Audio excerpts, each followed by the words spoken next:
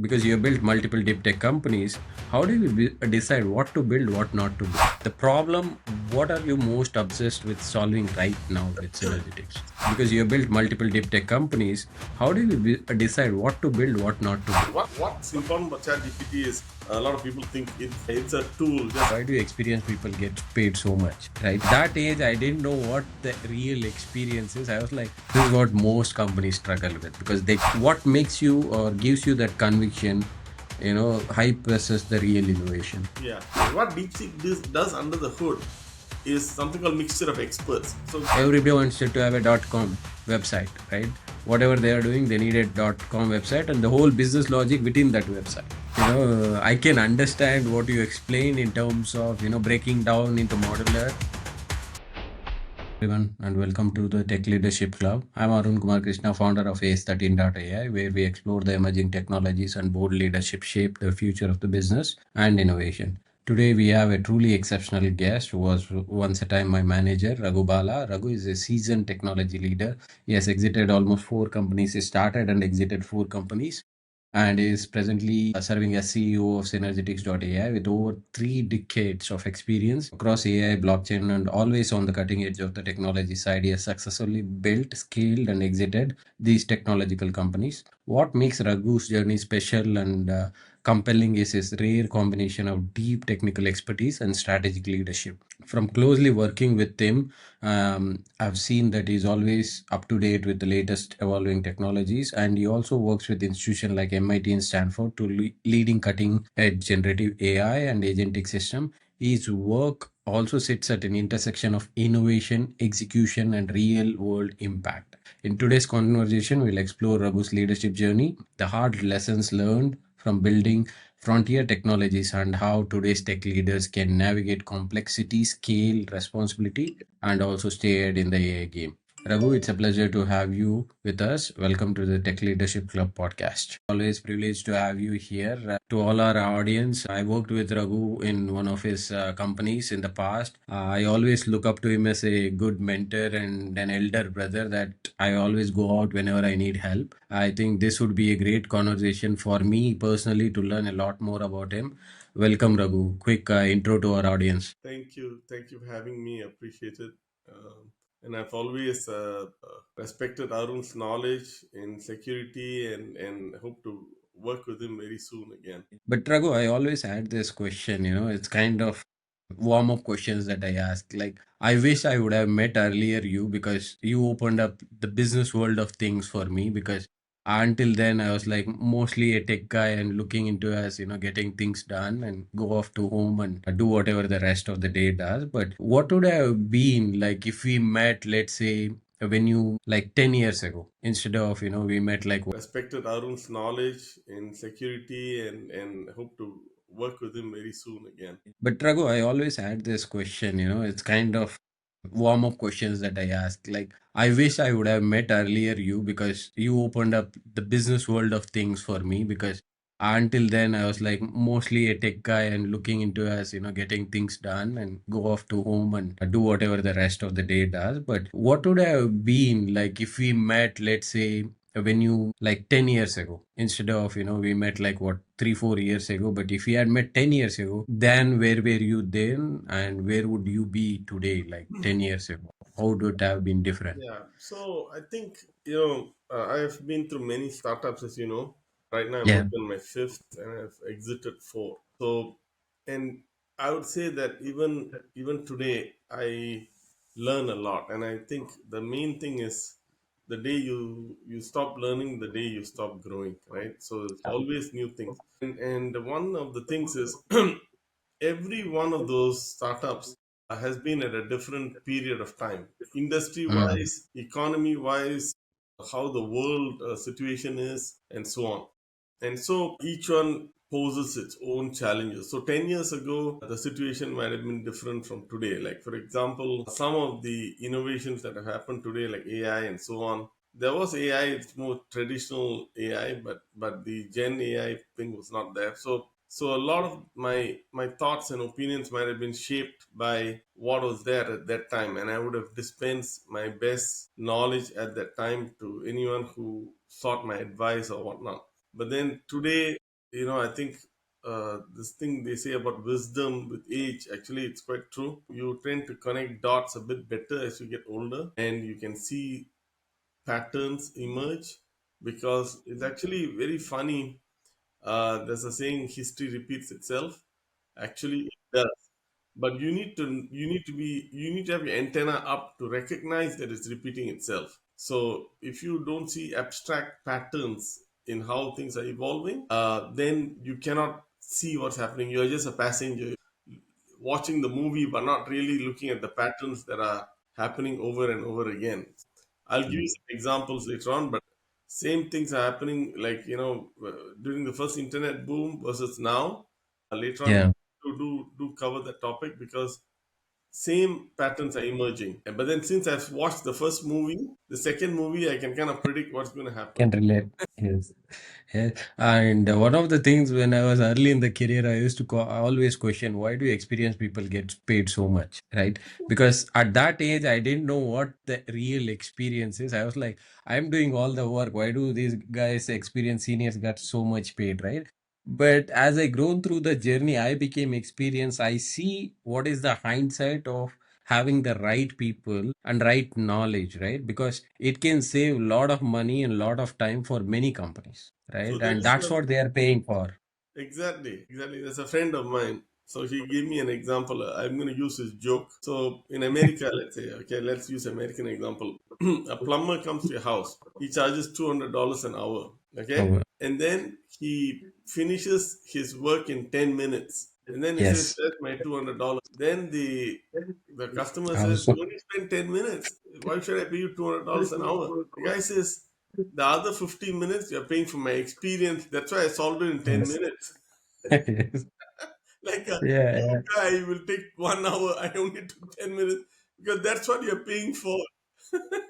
yeah, absolutely. I used to contest that earlier, but when I was, entering into IT system, but now I understand. If you put an unexperienced guy, he might charge you for 10 hours trying to identify the problem itself.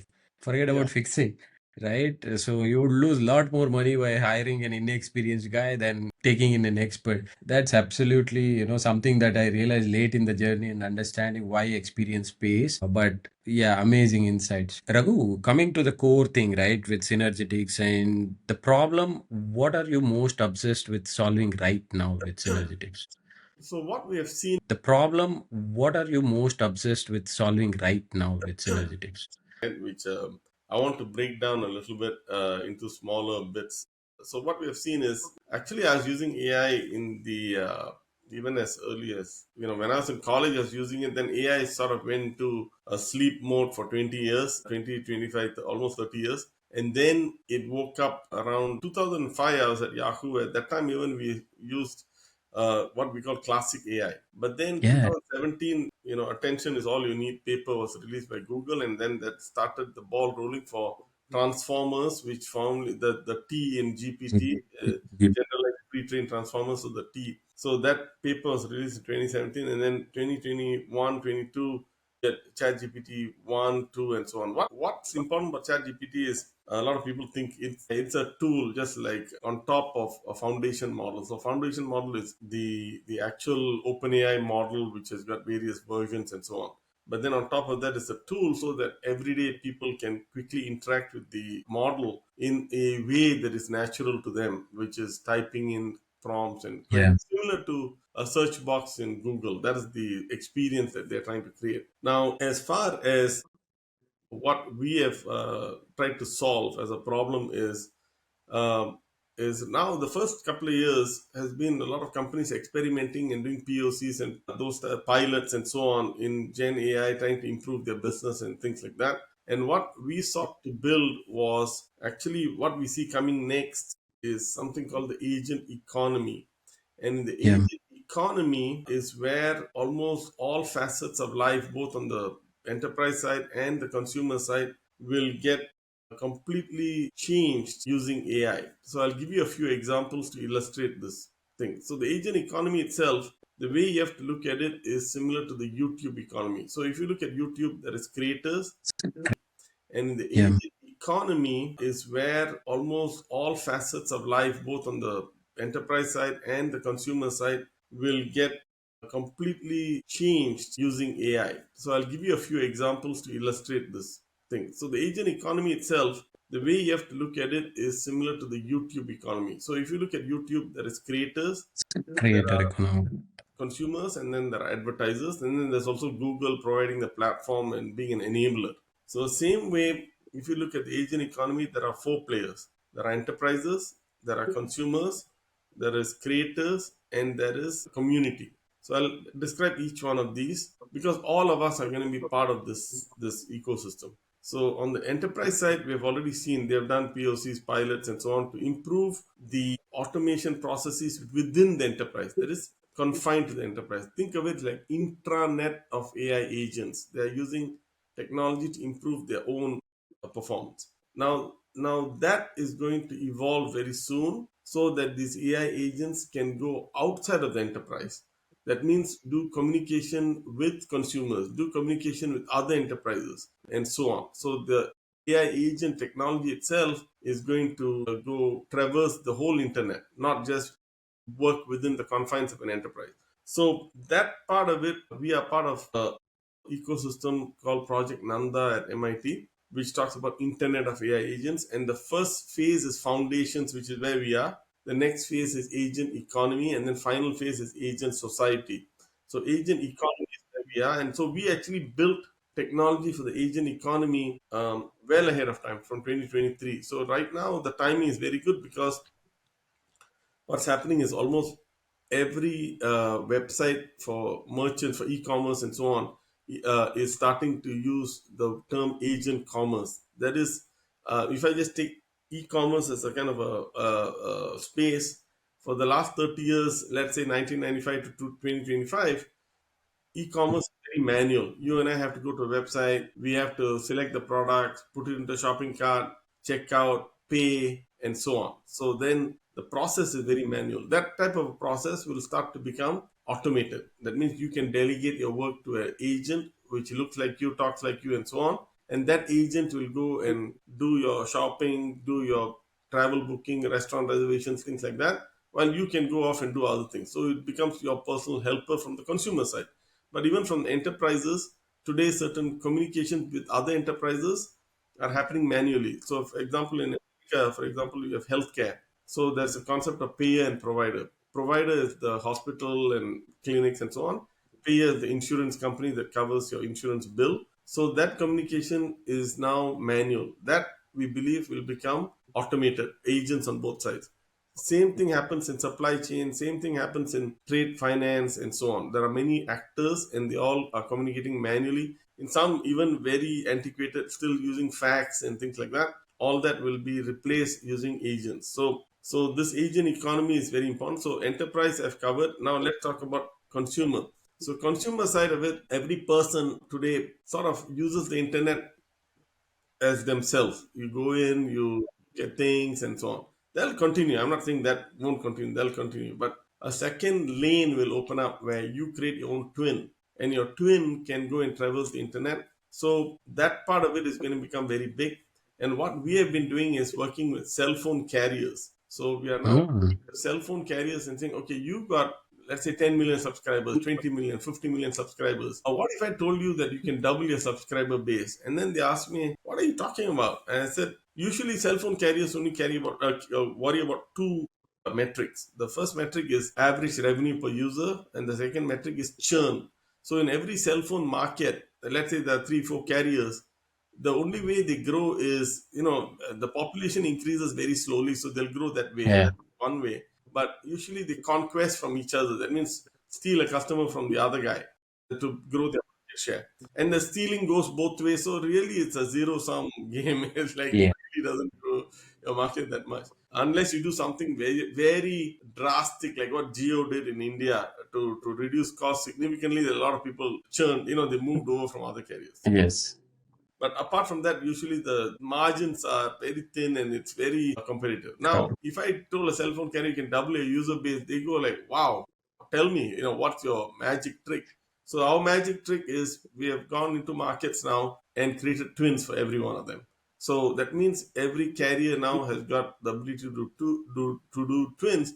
And it's not easy. It's a very complex moat that we have created that enables one to create twins, but these twins can also go into the internet and shop and do bookings and do a lot of things for you. So that's a very complex marketplace. I'll describe that later on. So that's on the consumer side. So we are signing up carriers who bring on their customers, and that really energizes the Asian economy by millions of users at a time. Okay, that's number two. Number three is creators. So creators are people just like your YouTube economy. You have creators creating video and all that. We have creators from different companies. So we have signed two so far. One is the equivalent of Spotify, but in Central Asia, and they cater to a customer base of I think about a 1 billion customer base, and stretches all the way from borders of India to Turkey. That's the market. And then the second company that we have in that space is a gaming company. So that gaming company basically caters to all gamers worldwide, and thousands of games they have been able to embed their technology such that people can compete with each other. They created a esports championship network. So that way what happens is Mhm. anyone can compete, and so they can also wager with one another. So let's say there's a boxing game that you and I play, Arun, and then what happens, I'll say I'll wager $10 that I win and you do likewise. People who are not even playing the game can also join as a watch party, and they can wager Arun is going to win or Raghu's going to win. And all of that payment and all of even there's some agent technology there, all the payments and so on is handled by our platform. Okay, so the creator economy and the gaming, music, and so on, they are the creators. They're bringing their tokenized form. Like the artists want to be paid if their voice is being used on AI, if their likeness is being used, things like that. So we are allowing them to enter the Asian economy through our platform. And the final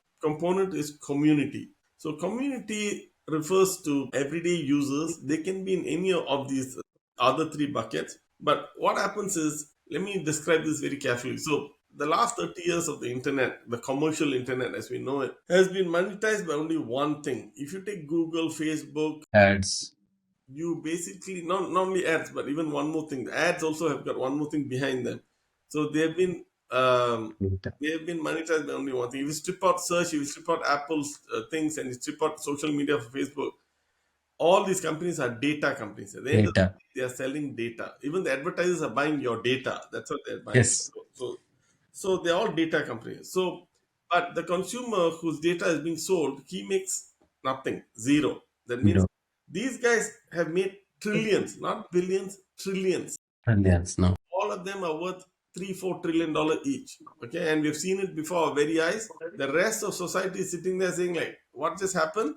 All of us got zero, you all got trillions, and you're even Brilliant. growing it further. So I'm saying that we want to change the game a little bit. Okay, and we are not the first one to attempt it, but definitely we got the ecosystem to attempt it this time. So we have a very potent technology which is the Synergy wallet, which consumers use both on the cell phone side but also on the community side. Now they can elect to sell their own data. So they can say, I don't mind selling my health data. I don't mind selling my education data, whatever, in anonymized fashion, not putting a name Yeah. there. And what happens is when the enterprises want to do campaigns, they can say, I'm launching a new shampoo. I want to know 18 to 25 women who wants to share their data, or whatever. Or I'm launching a new medicine for 50 to 60 year olds. I want some participants. So people can now participate and sell their data Voluntarily.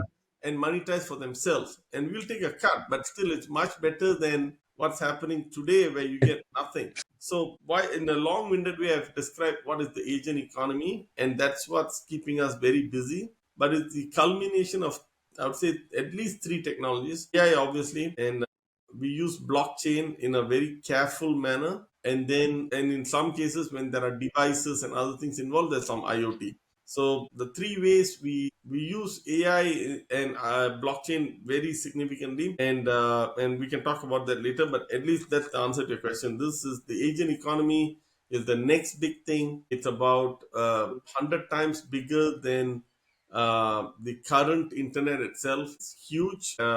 We are a first mover in a number of areas. We've got a patent and things like that. So that's been keeping me very, very busy. Yeah, because this is what I am impressed, Raghu, when I initially met when we had our first call also. I've seen leaders, after a particular age, they kind of drop in energy and they kind of tend to relax. But I'm still surprised, like, how do you find time to learn and be ahead of most of us? Even I can't keep up with you because I'll be honest, most of the organization, even including myself, we are stuck at the agent phase of thing. How do you find time or have that ability to think it forward and take into agents economy, agent society? One of the interesting thing, as you're speaking, my mind wheel started spinning. There has always been this esports arena where bets are legal, but always it has been detached from streaming of games or playing of games and betting,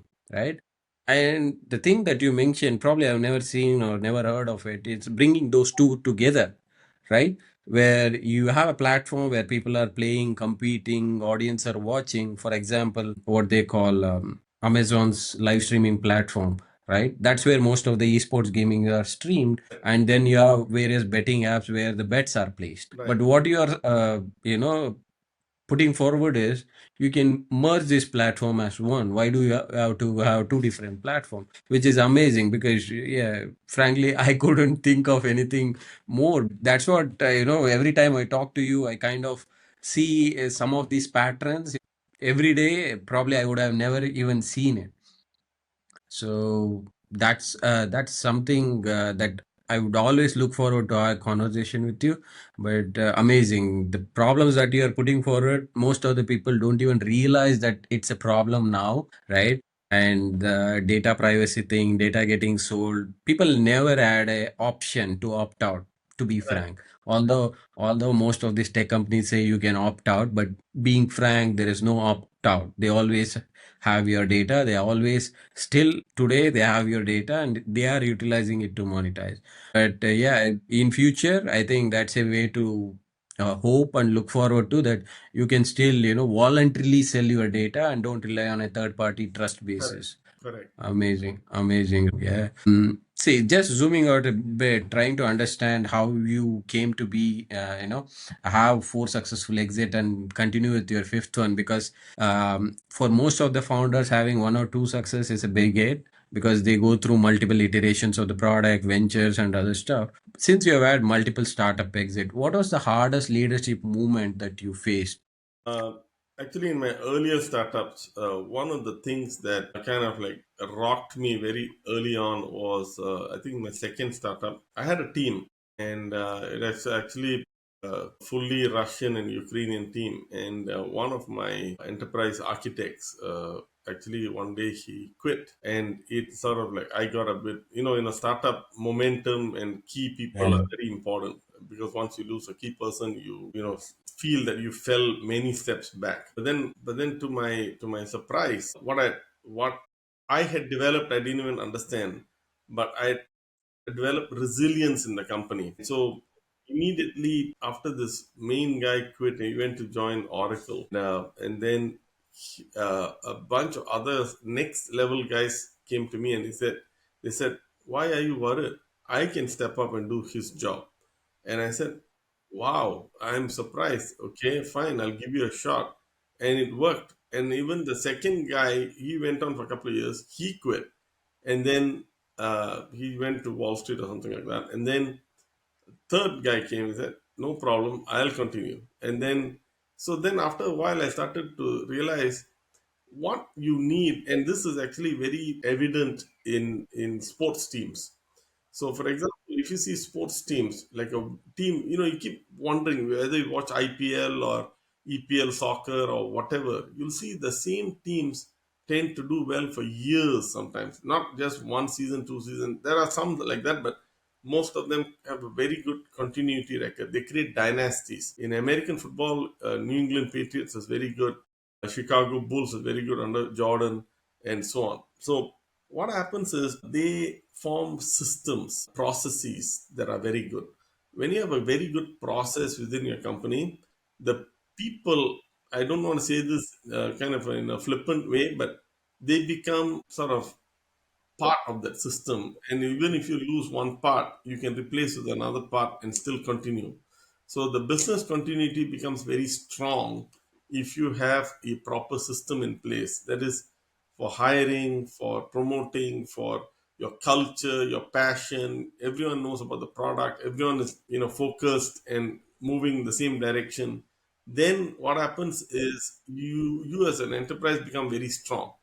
And then so if, like some person was incapacitated or wanted to leave or whatever, your company doesn't get derailed. You keep moving in the same direction. So that is what I learned very early on. So what I've tended to do, and this has continued through other startups, even the current startup. Sometimes we have lost people, but what we try to build into the system is redundancy and then also resilience, so that the people who are remaining don't feel like, oh wow, this is like a hit we took that we could not come back from. So we can easily find others to step up and move the ball forward. So I think that is very important as for founders to build into the system, because if you are over reliant person and it's a personal knowledge, then it becomes Yeah. very risky. But if you build a system, and that's why I'm very transparent with all my people in company calls. I'll tell them everything that's going on from the business side, from funding side, from and also technology side and so on. So everyone knows everything, and don't have any blind spots in the company. And it's up to the person involved to learn as much as they want, because in a startup, I always believe it is like running a restaurant, right? Like if everyone in the restaurant knows everything about, let's say if I ran a dosa restaurant, from grinding the rice to making the dosa to serving it to the customer to billing the customer, everyone knows the whole thing. Then if one day one guy is sick, it doesn't matter. The restaurant will still continue because everyone knows everything.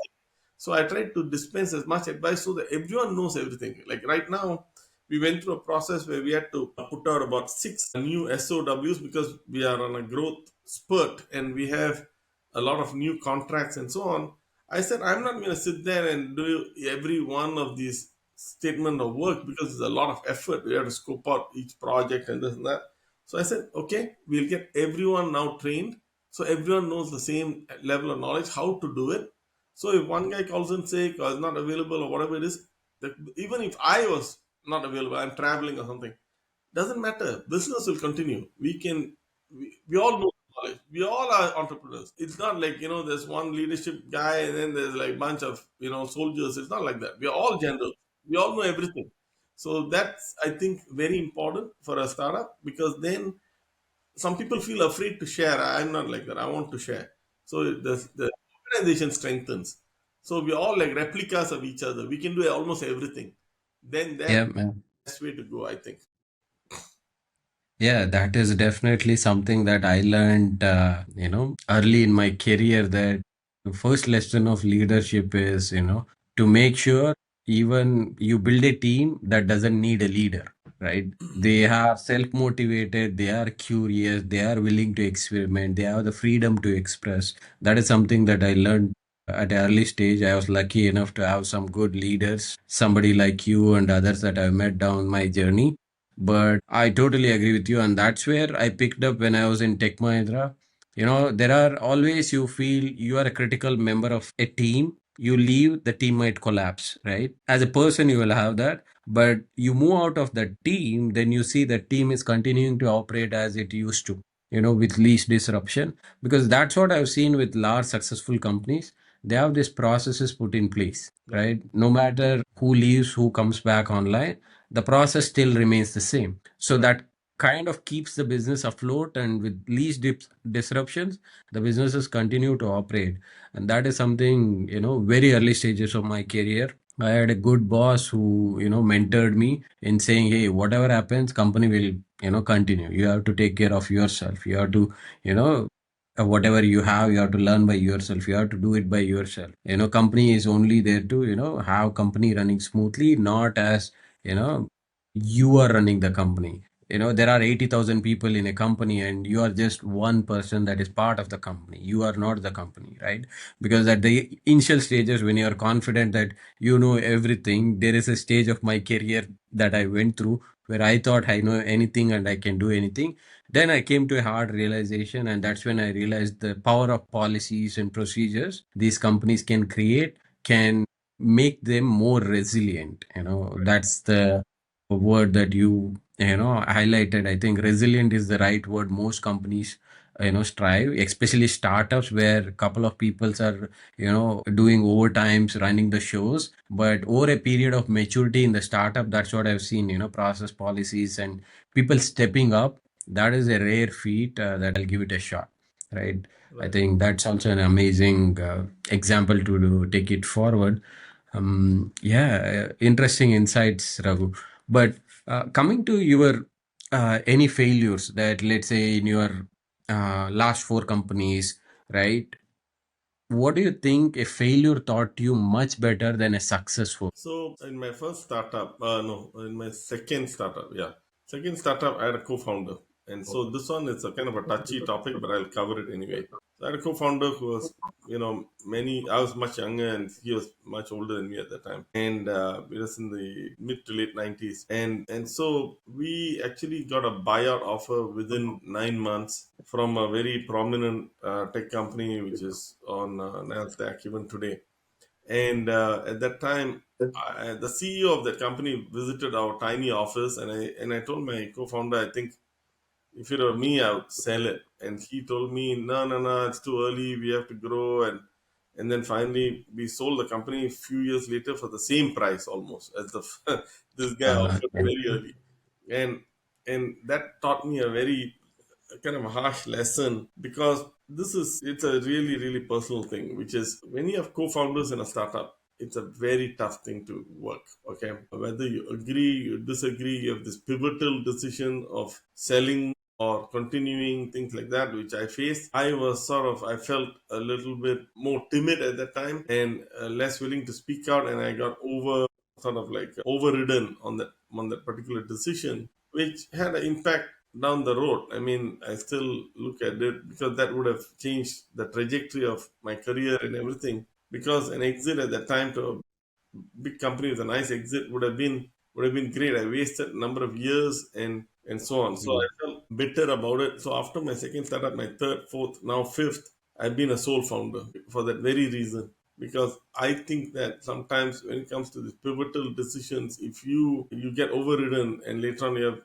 a lot of misgivings, that's very hard to Yeah.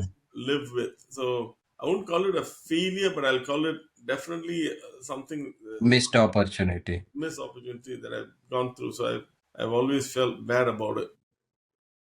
Yeah. So that's one thing I can share. Yeah, definitely. I can relate to a story that I read. You see, when the startups comes to, that pivotal fruiting stage, I would call it, whether to sell at the right time or continue building at the right time. There Right. was this story that I read about Amazon seller. Okay. Yeah. Amazon seller had built a business for 3 years, importing products from, most used products or most bought products on Amazon. He built a business for 3 years. And in one of the Amazon sellers events, Amazon came and said, "Hey, give us your company, right? I think you have good revenue growth, you have everything, it meets all their checkbox." This guy was held too close to his heart and he said, "Not now." Right? Within 6 months, Amazon did the same thing, right? His revenue dropped to almost Yeah. zero because, right? And it was a missed opportunity. And the one lesson that he was highlighting is when you get a chance, if it is a bigger guy who's asking that he's interested in you, just sell it because they have resources to compete with you. You don't have resources to compete with them, right? Yeah. So I Also, could there are stories which are which are the opposite. Like Google tried to sell to Yahoo, Yahoo said no. I think Netflix tried to sell to someone, they also said to Blockbuster, and they said no. And all these blockbuster, yeah. became much much bigger than the companies they wanted to sell to. So there are counter examples to that example, but you have to judge Yeah. those opportunities by yourself, because each one is different. So Yes. if you're in a situation where you feel the other guy can easily, it depends on your moat. Actually, if you have a Yeah. moat, then your moat has to be, if it's deep. Because you built multiple deep tech companies, how do you decide what to build, what not to build? So Yeah. we can survive for a while, and we can actually still overcome and be even higher value, then you can stay. But if you feel your moat is small and they can easily overcome it, like 6 months in your example, then it's better to exit. So Yeah, that's because with this example, definitely he didn't have anything proprietary in his, right, right, right? His only proprietary was the people and the connections he had, which Amazon could easily achieve and, do it as it does. right, But it was an interesting, case study because always, as you said, the moat of whatever you're building, can they replicate it or not? That's what the decision boils to. Right? If Google and Blockbuster took Netflix, probably Google and Netflix wouldn't have as big as now, because they would have sold and they would have went on with the next thing. yeah, But they had this conviction to hold on and build on top of it, correct, because that's what made a difference. Because if they had sold it to Yahoo or Blockbuster, yeah, they would have been whatever at that present time. We can cannot say conclusively, but it would have been a different trajectory for sure. correct, correct, exactly. And this is something very, technical, Raghu. I know you are very technical, hands-on, but this is something I face personally, right? When I have to make a decision when we are building a product, small, tiny products or feature, because you have built multiple deep tech companies. How do you decide what to build, what not to build? Decide what to build, what not to build. Yeah, so that's a difficult one. So first of all, I try to think that we need to really focus, and this is not didn't come easily. I've made this mistake many times, and there is a kind of a tendency for engineer-driven startups to build a lot because you are an engineer. Your mind thinks about Yeah, building, and you can build. You are that capable. So engineers tend to build, but that's not necessarily the best way to go about it. Just because you can build, you shouldn't build because that creates yeah, something called technical debt. So when the technical debt gets bigger and bigger, you also forget the part that you have to maintain those products you build because there are competitors in each of those features that you build who might be only doing that feature as the entire product. So you need to compete with all of them and keep your product up to date. So the more you build, the more you have to maintain, and so it becomes a big hassle and there's more cost and so on. But so the line in the sand that I tend to use is to figure out, is this central to our needs? Okay. And if it's central to our needs, then build it. If it's not, partner and use other people's products. So it's a build versus buy or build versus partner. So yeah, in many cases, we are focusing on a few things within the agent space which we think are needed, but a lot of things we are bolting on other pieces because we want to keep the technical debt to a minimum and to a size that we think if it's too small, your moat is so small that you can get overridden. If it's too yeah. big, technical debt. So it's like you have to right size what is enough to make you a serious player. So that right sizing you have to think about. But it has to be, the product has to be significant enough. It cannot be too small, then you got nothing. If it's too big, you got too much. So you have to like really pay attention to that. It's a battle. It's not easy. It's a battle. You have to pick and choose what you incorporate and what you just outsource. Yeah, I think I'm not disappointed because definitely this is not the easiest question. I didn't expect a, short answer, because this is what most companies struggle with, because they can build everything and anything, or they cannot build anything and everything, but they have to decide, what is right and what's the right product to sell, what is the right mode they can sell to the investor, and to stay competitive in the market. As you said, if you build too big or too much, it's too complex to manage. If you build too little or very lean, probably it's not too much to sell to the investor, saying anybody can replicate within a weeks or months of work. Right. So that's the traditional trade-off that we have to balance. What's right? What's the right amount? What is the too much? I think, yeah, definitely not something we can put a number on it. And this is something, again, my personal challenges that I face. How do being in the space in AI blockchain, there is so much hype and there is so much real inventions that are happening, innovations in the space. How do you identify this is what for example, you picked up agent economy and agent society, and there is a lot of other items around those topics saying this is the next innovation. How what makes you or gives you that conviction, hype versus the real innovation? Yeah.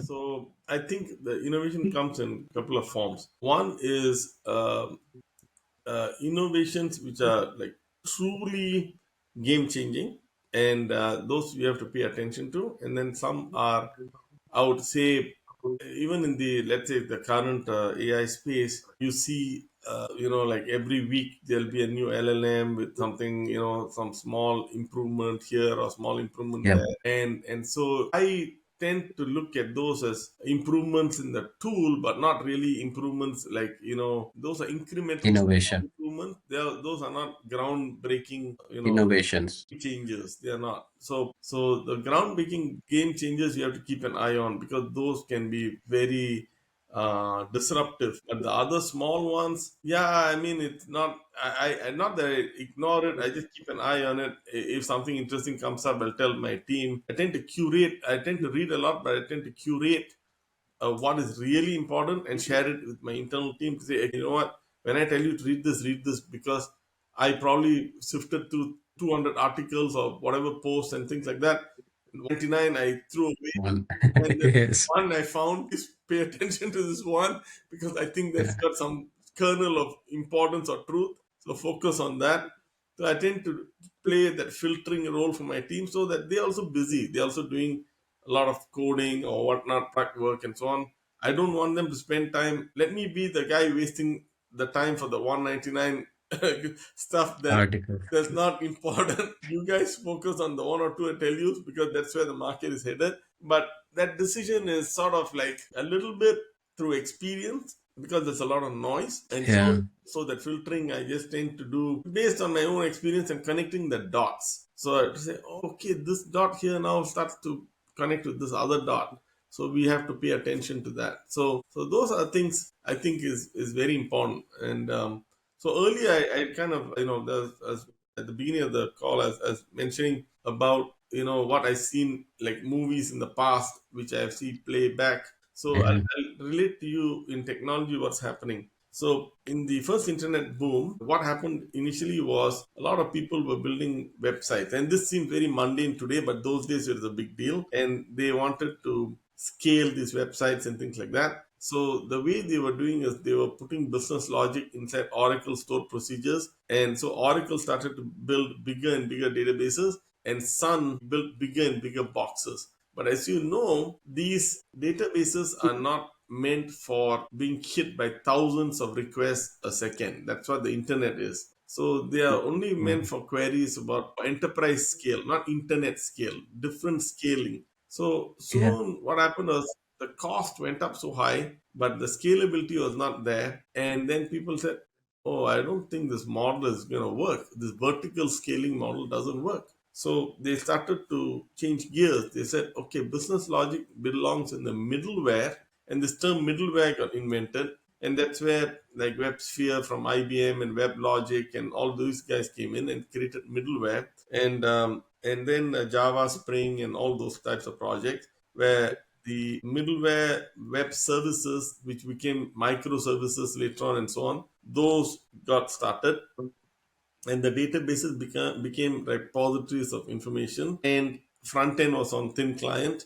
And so this vertical scaling gave way to horizontal scaling, where you had a lot of commodity machines from Dell and other people filling in the middle tier, and then you had the big boxes, but those were fewer and far between for the databases and so on. So the databases could absorb, this middleware was doing connection pooling and things like that, so databases would absorb fewer hits, and also you had many layers of caching and other things, so that the pressure on the whole system reduced, and you had a scalable model. This is the movie from before. Now let me Yes. relate to the movie going now. Okay, same movie, different actors. Now replace the word sun with Nvidia. Replace the word Oracle with OpenAI. Okay, this is the movie right now. Now what's happening is people are saying, okay, send everything and you'll hit the foundation model. Foundation model actually under the hood is vector database. It is not Yeah. meant for heavy, like thousands of requests or millions of requests a second. It's not. that type of a system, you have to build out a lot of copies and you have to scale, and the scalability has gone so crazy right now that people are talking about building data centers along with nuclear power plants to power the thing. I mean, like, what level of craziness have we entered now? Okay, because of vertical scaling, this kind of bigger and bigger boxes. There are boxes being sold for $1 million a box with Blackwell chips and things like that. Now, what happened was the same thing that happened before is starting to happen. And Yeah. the same, I don't need to know the LA Lakers won so many NBA titles. It's irrelevant to my business. So Yes. you're not going to use large language models. You're going to use small language models. You're going to Yep. use purpose-built models for health, for banking, for whatever it might be. Large language models might be used if I was entering a general knowledge competition where I need the answer for anything and everything from art, science, geography, history, everything, then fine. But for most enterprise use, it's specific use cases. And so last year, when DeepSeek announced this concept, and there was a big shakeup in the economy for a while everywhere, DeepSeek came out and said we can do it very cheaply. And what DeepSeek does under the hood is something called mixture of experts. So when given a prompt, it then routes the prompt to different smaller Identified it. internally, which are experts in, like, let's say science, math, art, history, like that. And each of those small brains works on a smaller footprint hardware. If you decompose it, Mhm. so now you're seeing this picture where you can actually, instead of having a very my bet is what we're going to see is modular LLMs. That's what I am calling. Yeah. So I am actually working on splitting these three things apart, which is reasoning, memory, and data. So right now they're all together like this in the architectures. The architecture itself across the world is, in my opinion, going to segregate into. So let's say I'm a bank or a healthcare company. I have my data. Then I can pick a reasoning model from different vendors, and then I can reasoning data, and so I can now start to have different engines working in my company for different purposes, one for marketing, one for product, one for engineering, and so on. And I can pick and choose vendors for my reasoning and so on from different vendors, so that my LLM itself is not monolithic. It's a modular architecture. It's like putting together a stereo system. Like, I don't need to buy everything from one guy. I can buy speakers from Sony. I can buy my equalizer from Panasonic. I can buy my tuner from Nakamichi or whatever. I can get different Mhm. vendors. I can mix it together and get the best sound, because that's how I like to listen to music, let's say. Okay. So, like that, we are going to see modular architectures for LLMs. Yeah, I think definitely this is what I'm not sure how you tend to keep up with this many things, but kind of surprises me every time that I talk to you that you have this much of wealth of knowledge. One of my intention on starting this podcast series is to, document this, unaccounted knowledge, right? Because you've seen and accumulated over 3 decades, you're able to put forward business function being written into Oracle databases or functions, right? And then evolved into application servers, now microservices, now serverless, right? And there are two sides of evolution. One, previously everything was monolithic, now there is infra scaling and application scaling, decoupling applications. I think now I can spot on see that how you made this same movie repeat the same script over and over again because it's the same problem. That's something that even I feel, it's over exaggerated that building a mini nuclear plant to run a data centers. Now even people are building space data centers, right? Correct. Because they are running out of spaces or having difficulty acquiring spaces on Earth. So they want to run it as space data centers, right? So it sometimes feels crazy and sometimes makes you question, is that the right move? I think you nailed it. We are at that stage where everybody wants to be on the race, try to build in the dot com bubble, as you said, the first wave, everybody wants to have a dot com website, right? Whatever they are doing, they need a dot com website and the whole business logic within that website or just one page, right? Now I think I can relate to I can understand what you explain in terms of, breaking down into modular agents, right? Or modular LLMs where each component is specialized on its own Right. and it can perform that. There'll be memory vendors, memory Yeah. and reasoning. These are three Mm. different buckets. So there are a few companies doing only memory, and I think Yeah. the world will say, you know what, for my memory, for my application, I'll pick one of these vendors. For my Mm. data, I might provide my own data, buy third party data, whatever it is. And then for my Yeah. reasoning, there'll be different types of reasoning. Some Mm. reasoning which is very good for certain purposes, and people have cracked the code for healthcare, for driving a car or whatever it is. You can pick and choose, and then you assemble your model like that. That's what I think will start to happen very, very soon.